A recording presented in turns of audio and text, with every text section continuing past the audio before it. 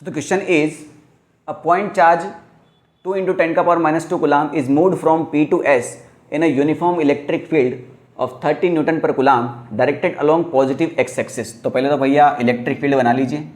तो electric field जो है भैया पॉजिटिव एक्स एक्सिस की तरफ डायरेक्टेड है, उसकी वैल्यू है आपको दी हुई 30 न्यूटन पर कूलाम। चलिए ऐसा यूनिट में है। और एक चार्ज पार्टिकल है, तो पॉजिटिव चार्ज पार्टिकल है भैया, तो पॉजिटिव चार्ज पार्टिकल पर फोर्स किधर लगेगा? इधर की तरफ ही लगेगा। ये पॉजिटिव चार्ज पर फोर्स किधर लगेगा? इधर ही लगेगा। और कितना फोर्स लगता है? QE, ये भी हमें पता है।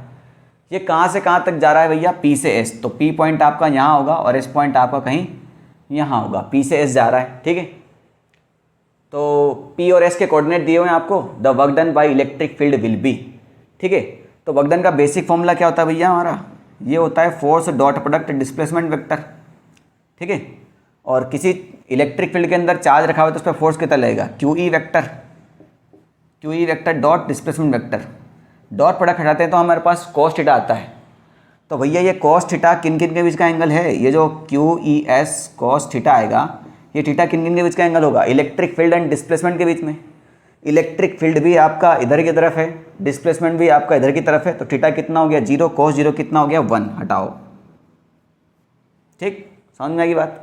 चलिए, अच्छा डॉट प्रोडक्ट करना है ना, तो फिर थीटा वीटा की जरूरत नहीं। हमें तो ये भी नहीं पता, हाँ हमें तो ये थोड़ी पता है कि भैया P इधर है और S इधर ही है। हाँ, हमें कोई लोकेशन नहीं पता, हो सकता है S इधर हो P उधर हो, ठीक है। डॉट प्रोडक्ट है तो भैया वेक्टर में लिखना है। ये एक्स एक्सिस की तरफ है, तो यानी जो आपका चार्ज होगा वो तो 2 × 10 का पावर -2 होगा ही होगा। इलेक्ट्रिक फील्ड जो होगा आपका वो 30 I कैप होगा, 30 I कैप होगा। डॉट प्रोडक्ट करना है मुझे। डिस्प्लेसमेंट वेक्टर P से S जा रहे हैं, तो भैया अगर मैं P से S जा रहा हूँ तो P हुआ मेरा इनिशियल पॉइंट, S हुआ मेरा फाइनल पॉइंट। तो मेरा जो डिस्प्लेसमेंट वेक्टर निकलेगा बेटा वो होगा S वेक्टर के कॉम्पोनेंट माइनस P वेक्टर के कॉम्पोनेंट। तो सॉरी, S वेक्टर का position vector minus P point का पोजीशन वेक्टर। तो S का पोजीशन वेक्टर कितना होगा? 0 0 0 लिखा है तो 0 I cap plus 0 J cap plus 0 K cap minus इसका कितना होगा? P पॉइंट का 1 2 3 1 2 0 है, तो 1 × I cap plus 2 × J cap plus 0 × K cap. इसको इसमें घटा दो तो डिस्प्लेसमेंट वेक्टर कितना आएगा? -I cap minus 2J cap. तो बस इसको डॉट प्रोडक्ट करते हैं अपन -I cap minus 2J cap से, ठीक है। सो ये हो जाएगा भैया 2 × 10 का पावर -2। इसको तो कोई टेंशन है ही नहीं, इंटू।